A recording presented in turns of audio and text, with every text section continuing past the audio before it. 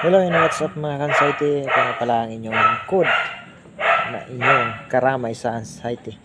Mga ka-anxiety, may nagtanong nga pala sa atin kung ano raw ba yung naranasan ko sa pagkaroon ko po ng anxiety. Mga ka-anxiety, nung kalakasan pa po ng anxiety ko noon, grabing lala po ng naramdaman ko po noon. Grabing lala yung naranasan ko. Kung may naramdaman mo kayo ngayon, siguro malayo pa talaga sa naranasan ko dati. Kaya mga ka-anxiety, nung una kasi nag-umpisa po ang lahat nung nagtatrabaho pa po ako ng security guard, at doon panay inom ng sting. Yun ang pinakamalala mga ka-anxiety, yung sting. Kakaroon ka ng acid reflux.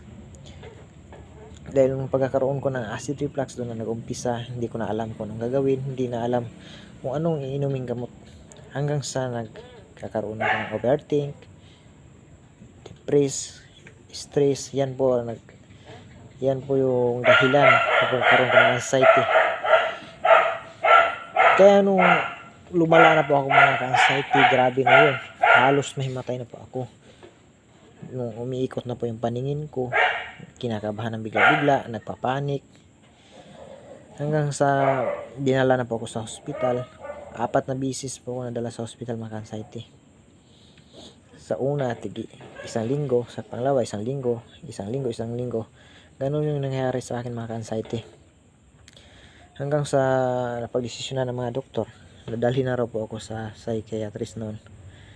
Kaya dinala ko na kinabukasan.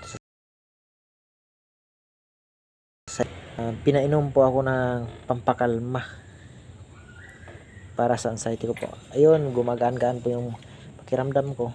Pero panandalian lang po yun mga ka-anxiety. At hanggang sa nanonood na po ako ng mga YouTube kung paano ba gagawin, ano bang dapat gawin. Wala pa rin silang mga maibigay na opinion kung paano ba. Hanggang sa napagtanto ko po, siguro kailangan ko lang siguro ito ng lakas ng loob, tibay ng dibdib. At yun nga mga ka-anxiety, effective naman yung lakasan mo lang yung loob mo. Yun lang talaga yung number 1 na gamot sa anxiety, na lakasan yung loob natin. Dahil wala namang doktor na makapagpagaling sa atin dito, kundi sarili lang po natin mga ka-anxiety. Ang kailangan lang po natin, tamang lifestyle, kumain na tayo ng maayos, at exercise po tayo mga ka-anxiety. Magpapaaraw din po tayo tuwing umaga at hapon, lakad-lakad.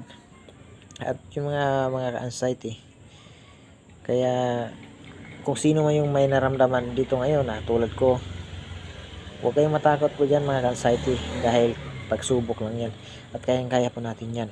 Lakas ng loob, tibay ng dibdib, at tiwala sa Panginoon. Yun lang po mga ka-anxiety ang dapat natin gawin, na manalig lang po tayo sa Panginoon, dahil ang Panginoon lang po nakakalam kung ano ang dapat mangyari sa buhay natin.